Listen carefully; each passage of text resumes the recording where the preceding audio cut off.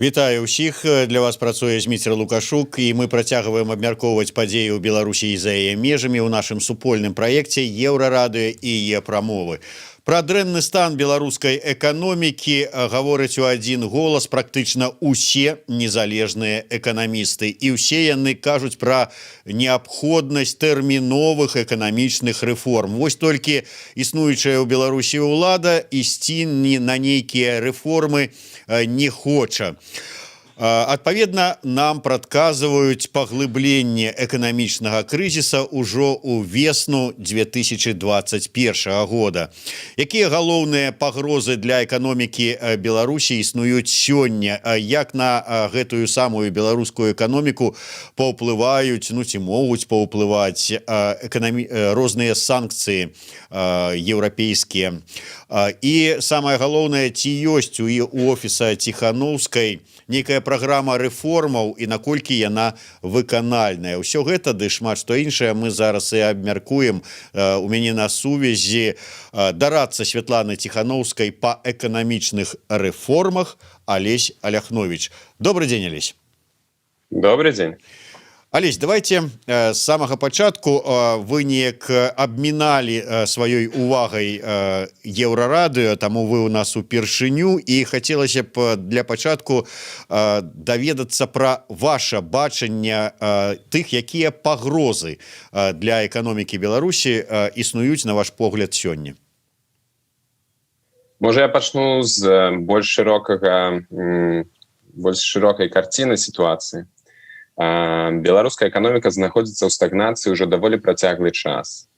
На працягу апошніх 10 гадоў Беларусь перажыла 3 крызісы. Валютны ў 2011 годзе, другі валютны крызіс у 2014 годзе, які перайшоў у двухгадовую рэцэсію, і 2020 год таксама ўжо са студзеня пачаўся з рэцэсіі.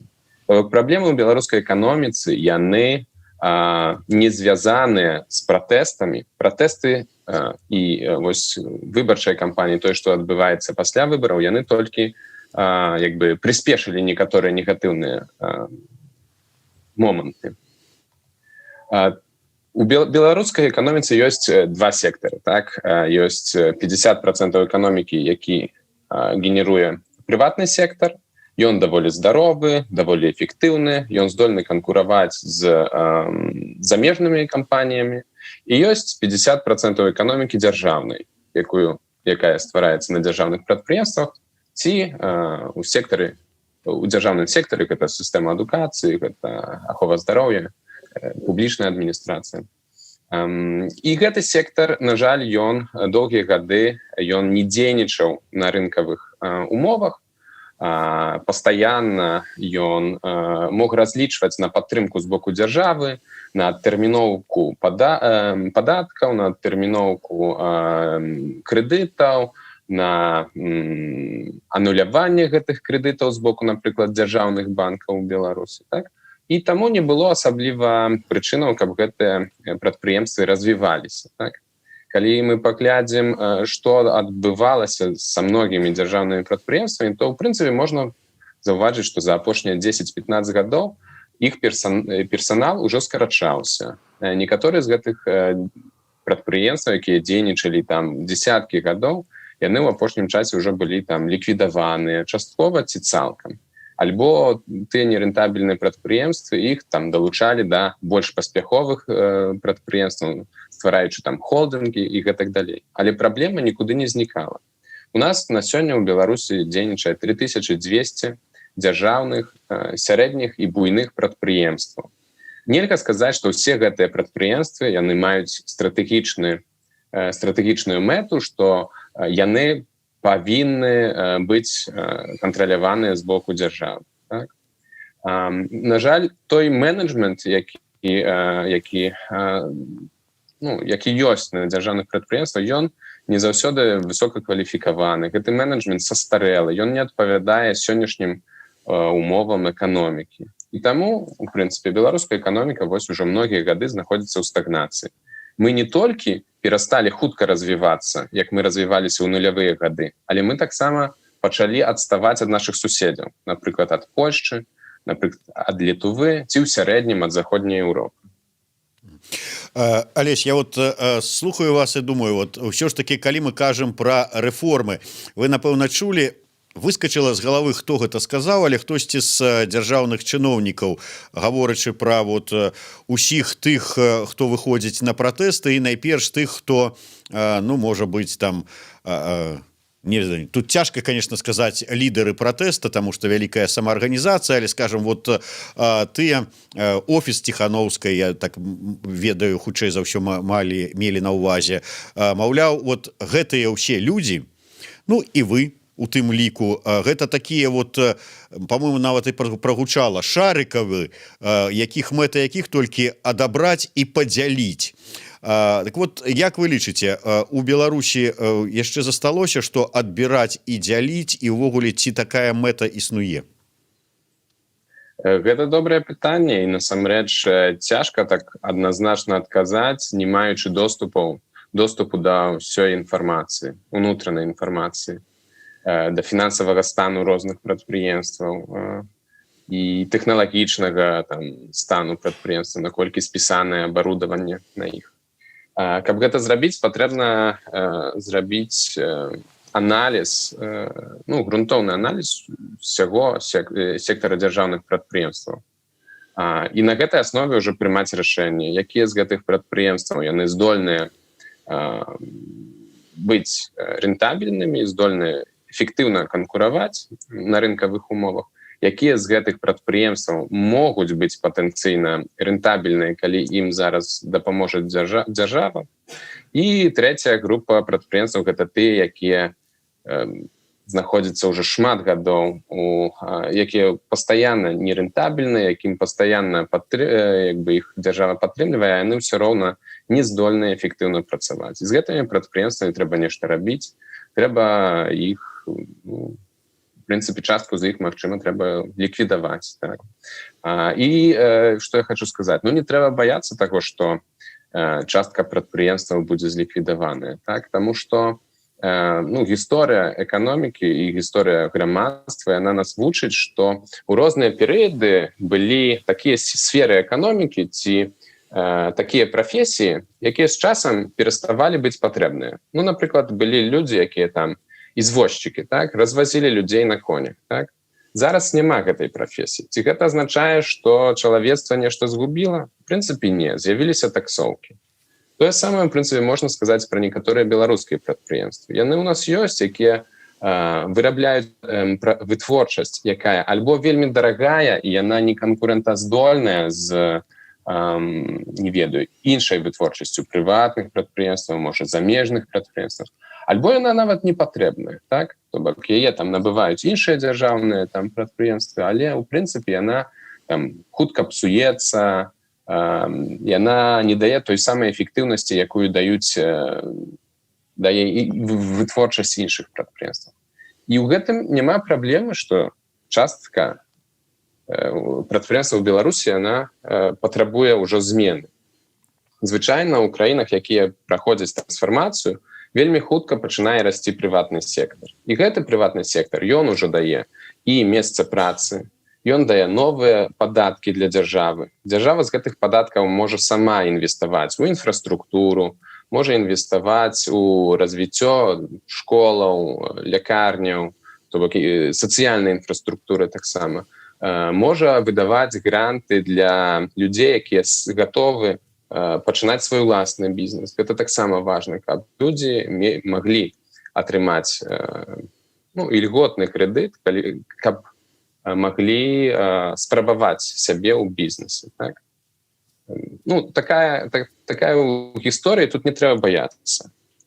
Таму, адказваючы на пытанне вашае ў Беларусі, тое, што дзяржава зрабіла, што яна пастаянна кажа, што мы не будзем нічога рэфармаваць, мы не будзем нічога змяняць, у нас все добра. Гэта не змяняе праблемы, што мы пастаянна кожныя некалькі гадоў трапляем у новы крызіс, у нас пастаянна адбываюцца дэвальвацыі, у нас высокая інфляцыя, у нас нізкі давер да беларускага рубля, так, мы грошы захоўваем у далярах. Людзі ў Беларусі, частка, прынамсі, з іх выязджае за мяжу, каб там рэалізаваць свой патэнцыял, так? А дзяржава нам кажа, што не трэба нічога мяняць. Ну, гэта ж неправда. Я, конечно, не экономіст, але ад людзей, якія разбіраюцца, ну вот у мяне склалася такое ўражанне, што у нас прадпрыемстваў самадастатковых дзяржаўных прадпрыемстваў, маю на ўвазе, іх можна па пальцах пералічыць.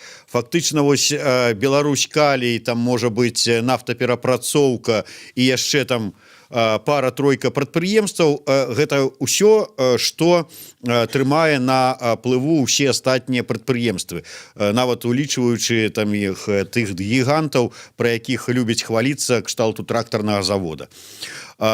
Такім чынам, вот дзяржаўныя прадпрыемствы, які лёс ўсё ж таки вам іх бачыцца, прадаваць? Не абавязкова. Ёсць некалькі варыянтаў. Ну, па-першае, самае пажаданае, канешне, самы лепшы прыклад прыватызацыі — гэта прыватызацыя з удзелам стратэгічнага інвестара.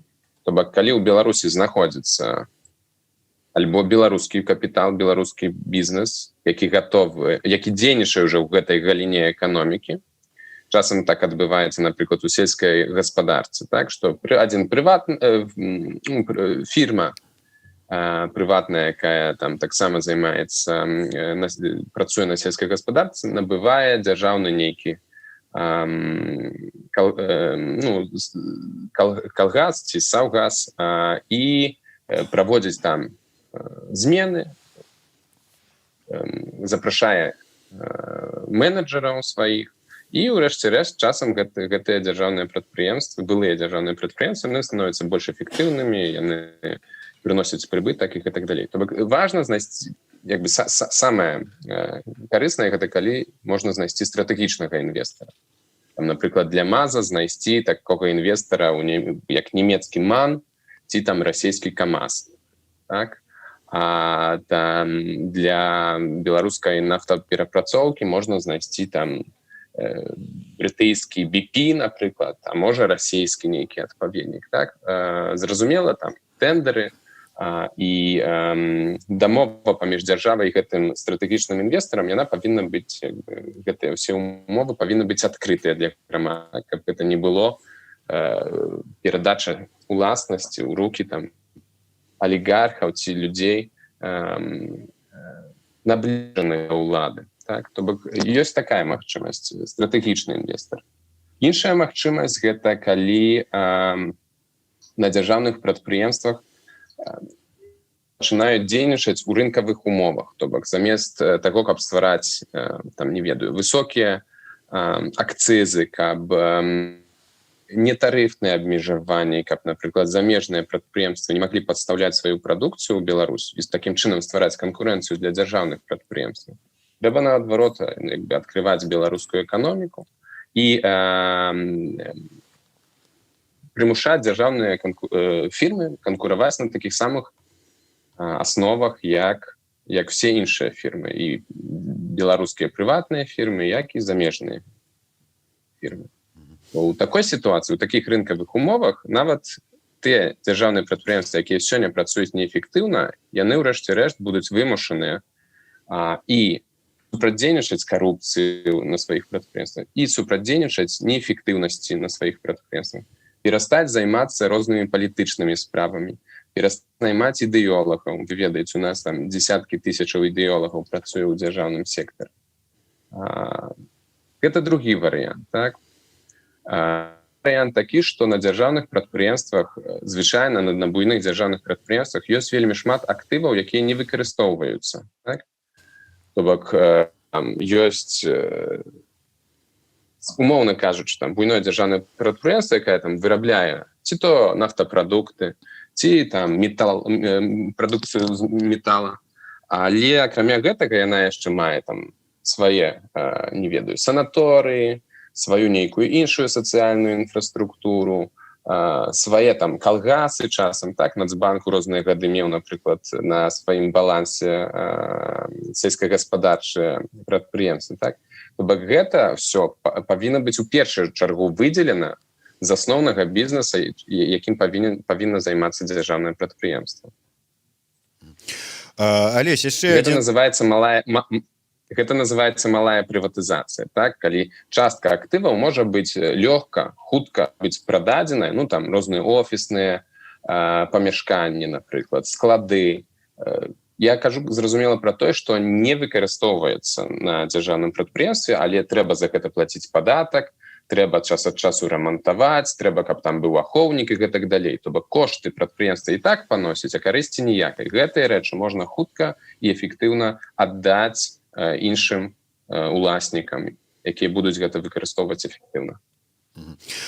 Перш чым я перайду да іншага свайго пытання, хацелася б одно пытанне вось ад нашых гледачоў. Марына Рошчына пытаецца: калі ласка, пракаментуйце, як адносіцца да інфармацыі ад кампаніі Ernst & Young у іх апошняй справаздачы пра эканамічнае становішча РБ. Так, у студзені яны адзначылі, што эканоміка краіны нарэшце выйшла з рэцэсіі і мае прырост 2%. Гэта хлусня ад вядомай кансалтынгавай кампаніі, пытаецца Марына Рошчына. Ведаеце, што пра гэта, не? Адразу выбачаюся, я не бачыў гэтага дакументу, таму мне складана сказаць, што ў ім было, але я магу пракаментаваць сам дадзеную наконт таго, што адбыўся рост валавага ўнутранага прадукту. Праблема беларускай эканомікі заключаецца ў тым, што валавы ўнутраны прадукт ён не адлюстроўвае всей ситуации. Это, зразумела, праблема розных эканомік, але ў Беларусі ён асабліва выразны, праблема асабліва выразная, таму што у нас валавы ўнутраны прадукт з'яўляецца адным з асноўных крытэрыяў ацэнкі сітуацыі. І дзяржава заўсёды плануе, наколькі павінна вырасці эканоміка, дзяржава гэтыя планы спускае ўніз на ўзровень областной адміністрацыі, областная адміністрацыя ніжэй на ўзровень раённай адміністрацыі і гэтак далей. І, у прынцыпе, у нас у Беларусі сапраўды эканоміка, калі взять все апошнія дадзеныя зараз ёсць па 10 месяцах, то эканоміка скарацілася на непоўных 2%. І, у прынцыпе, гэта неблагі паказчык, калі параўноўваць з іншымі краінамі ў нашым рэгіёне. Толькі праблема заключаецца ў тым, што у нас выраслі запасы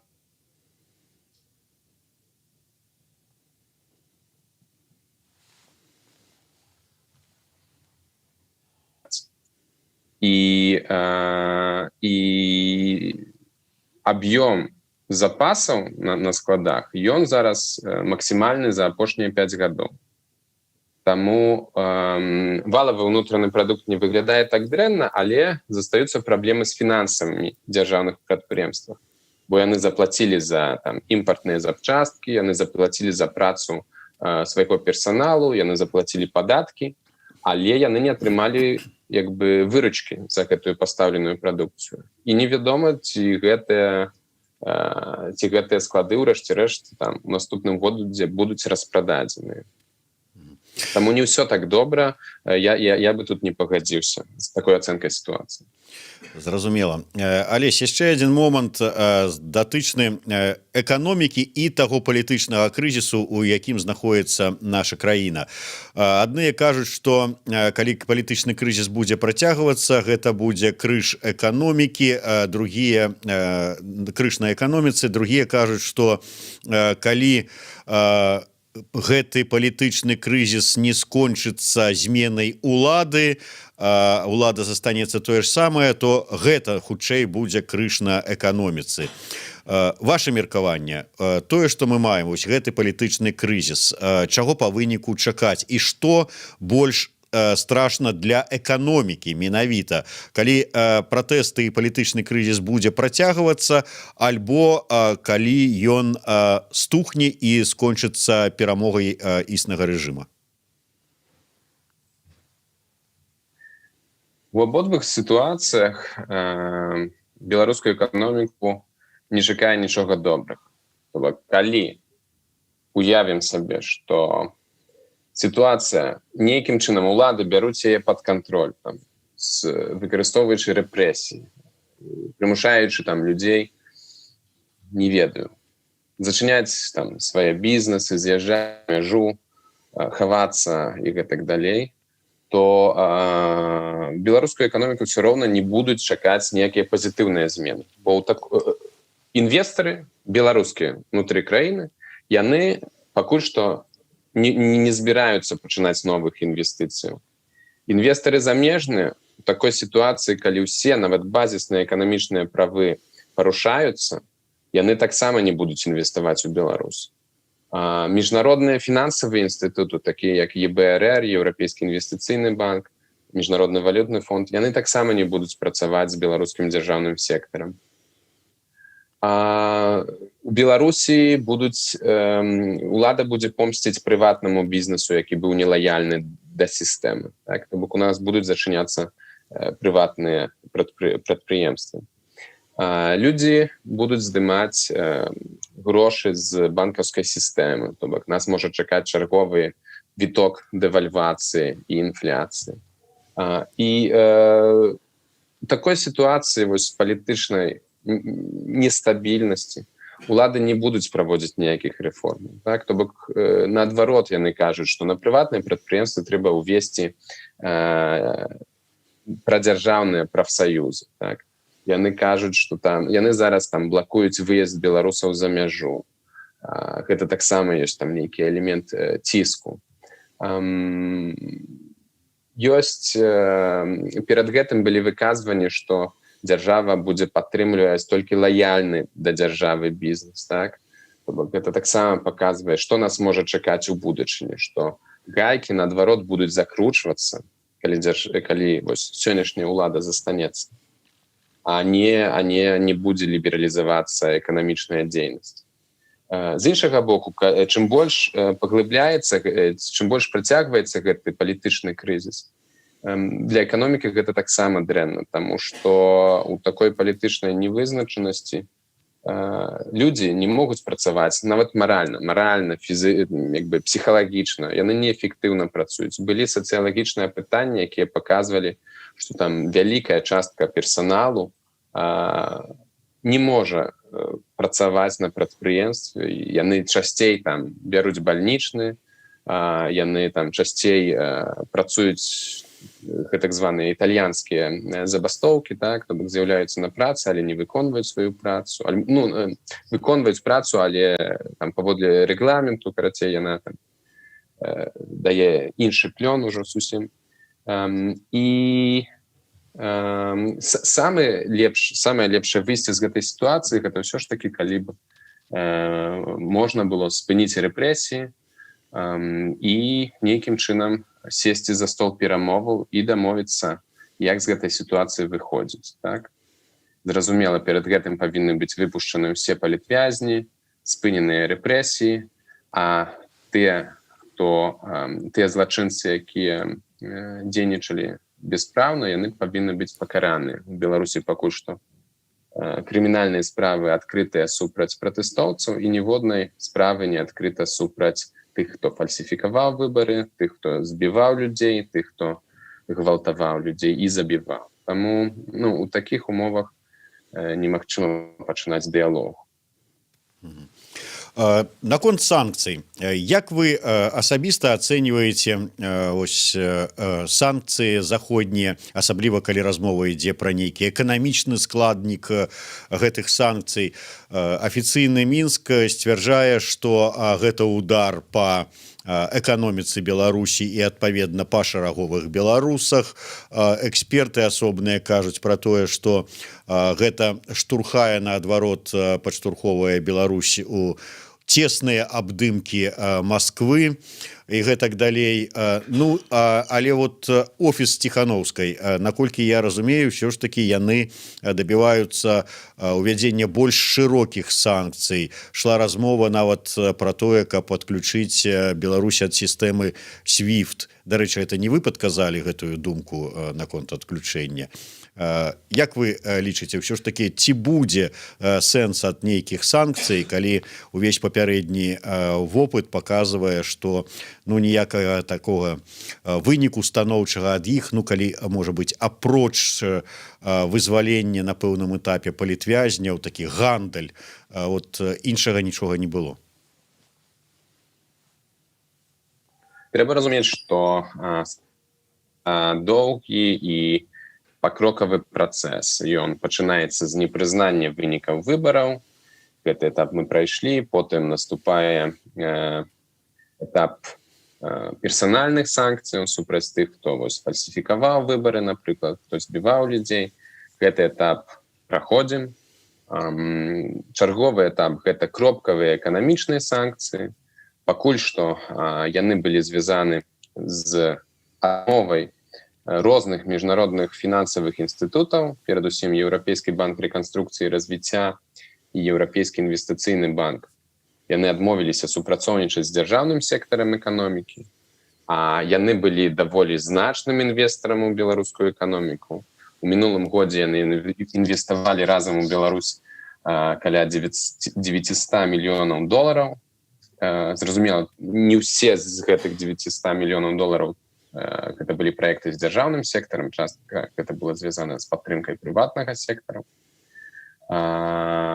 Іншы прыклад кропкавых эканамічных санкцыяў гэта у трэцім пакеце санкцый Еўрасаюзу. Там знайшліся 2 бізнесмена з Беларусі і 7 прадпрыемстваў, якія дзейнічаюць у Беларусі, на якія накладзены, яны трапілі ў чорны спісак, то бок з імі іх рахункі у Еўрапейскім Саюзе павінны быць замарожаныя, з імі не павінны весціся ніякія эканамічныя адносіны, фінансавыя адносіны.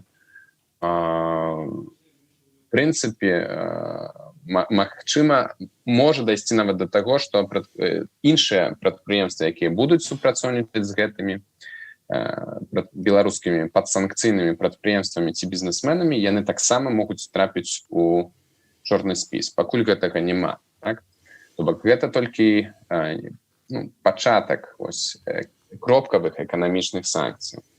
З гэтага моманту да свіфту вельмі далёка. Свіфт гэта самы апошні крок, і тут офіс Святланы Ціхановскай разумее, наколькі гэта сур'ёзная справа, і таму першае, што мы зрабілі, гэта правялі апытанне сярод людзей, сярод беларусаў праз платформу «Голас». На працягу 4 дзён у галасаванні прыняло ўдзел 406 тысячаў чалавек, з якіх 64% выказаліся, што яны падтрымліваюць адключэнне беларускіх банкаў ад сістэмы SWIFT. 16% не падтрымлівала такой палітыкі, і там каля 19% не мела свайго меркавання. То бок атрымліваецца, што 64% за, 16% супраць, 4:1. Тым не менш, мы зараз яшчэ не знаходзімся на гэтым этапе, калі такія санкцыі можна ўводзіць супраць Беларусі. Яны маюць даволі шмат негатыўных эфектаў для ўсёй беларускай эканомікі. Але ўлада ў Беларусі таксама павінна разумець, што калі яны будуць павялічваць узровень рэпрэсій супраць грамадства, мэтанакіравана забіваць, напрыклад, людзей, масава спыняць дзейнасць беларускага прыватнага бізнеса і так далей, то нават такія глобальныя санкцыі, як адключэнне дзяржаўных банкаў ад сістэмы SWIFT, такія санкцыі таксама могуць спрацаваць. Ну, але вы так і не сказалі, наколькі гэта небяспека ва ўсім гэтым да падштурхоўвання Беларусі ў бок Расіі. Таму што ўжо ж нават былі размовы пра тое, што калі адключаць раптам ад SWIFT, то там давайце расійская нейкая сістэма, такое ўваходжанне, збліжэнне больш да расійскіх усіх гэтых і эканамічных, і фінансавых структур. Насамрэч, няма у свеце ўвогуле няма аналагу SWIFT-у. Расійская сістэма дазволіць праводзіць аперацыі ў расійскім рублі, то бок паміж беларускімі прадпрыемствамі і прадпрыемствамі ў Расіі. Але яно не дазволіць беларусам праводзіць аперацыі у доларах, еўра ці ў іншых валютах і з контрагентамі ў іншых краінах, напрыклад там у Еўрапейскім Саюзе, на Украіне, Великобрытаніі, у ЗША, у Лацінскай Амерыцы. Так, гэтыя краіны яны не падключаны да расійскай сістэмы міжбанкаўскіх плацяжоў. Таму тут насамрэч не так лёгка будзе знайсці нейкі выхад, нейкую альтэрнатыву. Яшчэ, Алесь, мне вот просто цікава, Святлана Тихановская сказала, што яна не хоча быць кіраўніком Беларусі, што яна ім не будзе, вымушана, можа быць, будзе нейкім вот узначальваць краіну чыста вот намінальна на працягу паўгады, пакуль новыя выбары не пройдуць, не падрыхтоўка да выбарах і не будзе абраны новы прэзідэнт. Навошта чалавеку, які не збіраецца кіраваць краінай, дарацца па пытаннях эканамічных рэформ? Я разумею, там дарацца па міжнародных пытаннях, там па іншых якіх нейкіх пытаннях, а вот па рэформах у яе ж не будзе часу нейкія рэформы рабіць.